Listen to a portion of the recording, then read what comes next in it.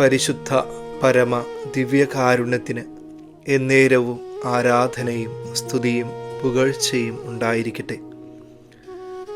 വിശുദ്ധ മർക്കോസിൻ്റെ സുവിശേഷം 4-ാം അധ്യായം 38 മുതൽ 39 വരെയുള്ള തിരുവചന ഭാഗങ്ങൾ.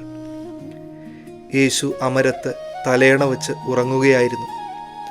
അവർ അവനെ വിളിച്ചുണർത്തി പറഞ്ഞു, ഗുരു, ഞങ്ങൾ നശിക്കാൻ പോകുന്നു, നീ അത് ഗൗനിക്കുന്നില്ലേ?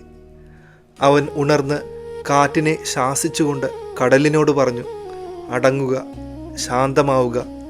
കാറ്റ് ശമിച്ചു, പ്രശാന്തത ഉണ്ടായി. ചുറ്റിലും തിരമാലകൾ ആഞ്ഞടിക്കുമ്പോൾ ഉലയുന്ന വഞ്ചിയുടെ അമരത്ത് ഉലയാത്ത മനസ്സോടെ ഈശോ ഉറങ്ങുകയായിരുന്നു. കാറ്റിലും തിരയിലും ഉലഞ്ഞാടുന്ന വഞ്ചി സൂചിപ്പിക്കുക നമ്മുടെ ജീവിതത്തെ തന്നെയാണ്.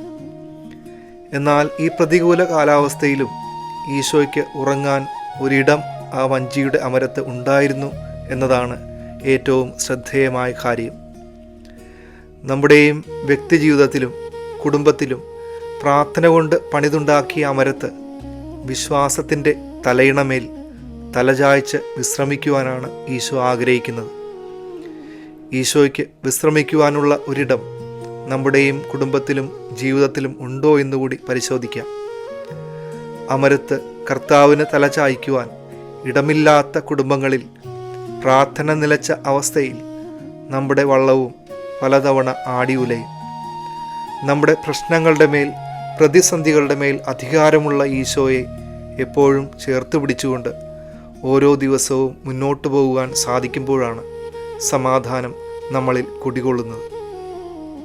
ഇനിയും ഈശോയ്ക്ക് ഇടം ഒരുക്കാത്ത അവസ്ഥയിലാണ് നമ്മുടെ കുടുംബമെങ്കിൽ അനുതാപത്തോടെ കരുണയുള്ള കർത്താവിനെ നമ്മുടെ കുടുംബങ്ങളിലേക്ക്, അവസ്ഥകളിലേക്ക് ക്ഷണിക്കാം. അവിടുന്നാണ് വഴിയും സത്യവും ജീവനും. സർവശക്തനായ ദൈവം, പിതാവും പുത്രനും പരിശുദ്ധാത്മാവും നിങ്ങളെ സമർത്ഥമായി അനുഗ്രഹിക്കട്ടെ. പരിശുദ്ധ പരമ ദിവ്യകാരുണ്യത്തിന് എന്നേരവും ആരാധനയും സ്തുതിയും പുകഴ്ചയും ഉണ്ടായിരിക്കട്ടെ.